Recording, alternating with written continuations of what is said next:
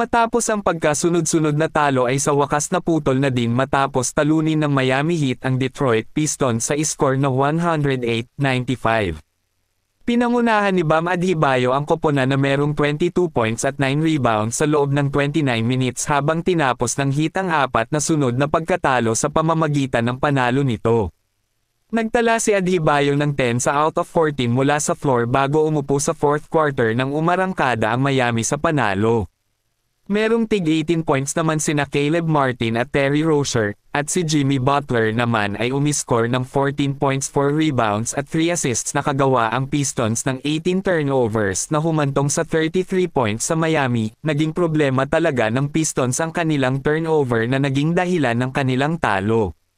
Samantala umiscore si Simone Fontecchio ng 24 points at nagdagdag si Jalen Duren ng 15 points at 17 rebounds. Si Cunningham naman na naglalaro na masakit ang tuhod, ay may 11 points, 9 rebounds at 6 na assist sa loob ng 31 minutes.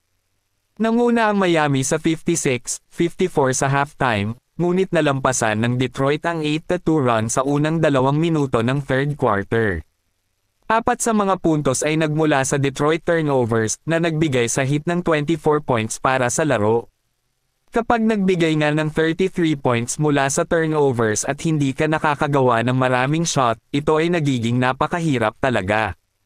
Tinalo naman ng Utah Jazz ang Atlanta Hawks sa score na 124-122, ngunit sa Hawks hindi nakalaro si Trae Young pati na rin si Bogdan Bogdanovic.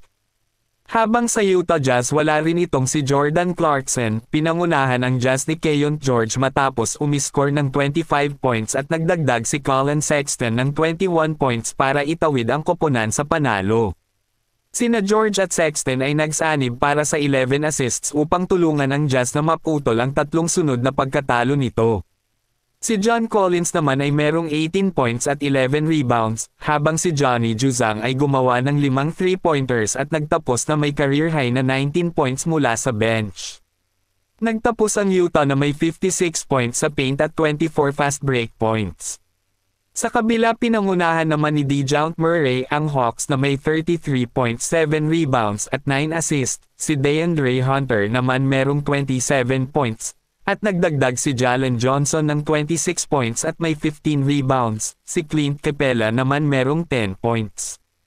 Natalo ngayon ang Atlanta Hawks sa ikatlong sunod na laro nito, nalalapit na nga ang playoffs at ang lahat nga ng koponan ay nagsusumikap para sa panalo.